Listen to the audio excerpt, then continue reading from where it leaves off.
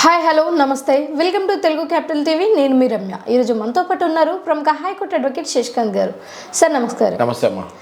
Sir ఈరోజు నా ప్రశ్న ఏంటి అంటే, పోలీసులు పిలవగానే అందరూ భయపడుతూ ఉంటారు, ఎందుకంటే జైల్లో వేస్తారేమోనని. నిజంగా ఏ తప్పు చేసినా పోలీసులు జైల్లో వేస్తారా? చాలా మంచి ప్రశ్న అడిగావు తల్లి. చాలా మందికి ఈ డౌట్స్ ఉన్నాయమ్మా. నేనేం చెప్తున్నా అంటే, మీకు పోలీసు వాళ్ళు పిలవగానే గడగడలాడక్కర్లేదు, భయపడక్కర్లేదు. వాళ్ళు కూడా మనలాగా మనుషులే. ఫస్ట్ పోలీసు వాళ్ళని మనుషుల్లా చూడాలి. నేను చాలామంది పోలీసు వాళ్ళు అనగానే ఒక టైప్ ఆఫ్ భయంతో చూస్తుంటారు. అలా కాదు, వాళ్ళు కూడా మన ఇంట్లో ఒక బ్రదరు, ఒక తండ్రి, ఎట్లనో వాళ్ళు కూడా అట్లనే. ఓకే, నువ్వు పోలీసు వాళ్ళు పిలవగానే మీరు అడగాలి పోలీసు వాళ్ళని, సార్ నాదేమైనా తప్పు ఉందా అని అడిగితే వాళ్ళు సమాధానం ఇస్తారు. లేదమ్మా మీ మీద ఈ కంప్లైంట్ వచ్చింది అబ్బాయి, ఒకసారి రండి స్టేషన్కి, వచ్చి సమాధానం ఇచ్చి మీరు మళ్ళీ వెళ్ళొచ్చు అని అడుగుతారు.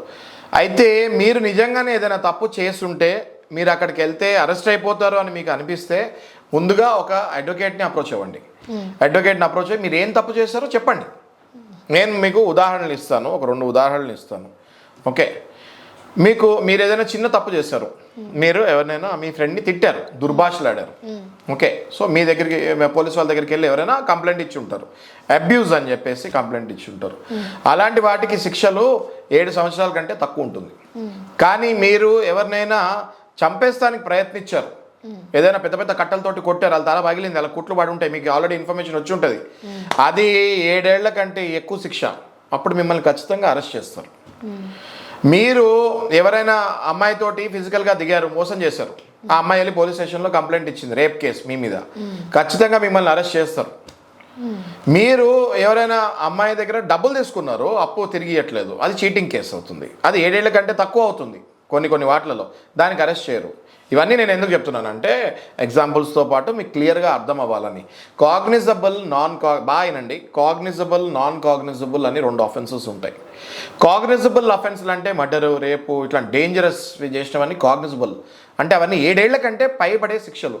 నాన్ కాగ్నిజబుల్ అంటే చిన్న చిన్న ఆఫెన్సెస్, పిటి కేసెస్, ఏదో పాకెట్ కొట్టేస్తాము, లేకపోతే ఏదైనా ఆఫీస్లో ఎవరితో గొడవ పడతాము, లేకపోతే దారిలో వెళ్ళేటప్పుడు ఏదైనా 2 బళ్ళు ట్రాఫిక్లో ఏదైనా కొట్టుకుంటాము, ఇట్లాంటివన్నీ కూడా కొన్ని బిలో 7 years ఉంటాయి. వాటికి మీకు అరెస్ట్ చేయరు పోలీసు వాళ్ళు పిలగానే. మీరు భయపడక్కర్లేదు, ఒక అడ్వకేట్ని అడిగి అడ్వకేట్ని కూడా తీసుకెళ్ళండి, అంత భయంగా ఉంటాయి మీకు. పోలీస్ స్టేషన్కి వెళ్ళిన తర్వాత ఒకవేళ అది నాన్ కాగ్నిజబుల్ అఫెన్స్ అయ్యి 7 ఏళ్ల కంటే తక్కువ పనిష్మెంట్ పడేటట్టుంటే మీకు 41A నోటీస్ ఇస్తారు. 41A నోటీస్ తీసుకొని సైన్ చేసి మీ ఆధార్ కార్డు అది అడుగుతారు.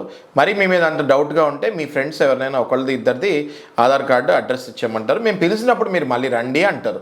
పిలిచినప్పుడు మళ్ళీ మీరు వెళ్ళకపోతే ఖచ్చితంగా అరెస్ట్ చేసే ఛాన్సెస్ ఉంటాయి. కాబట్టి వాళ్ళు పిలిచినప్పుడు మళ్ళీ మీరు వెళ్ళాలి. పోలీసు వాళ్ళు ఏమి పని పాట లేకుండా ఎవరిని పిలవరు.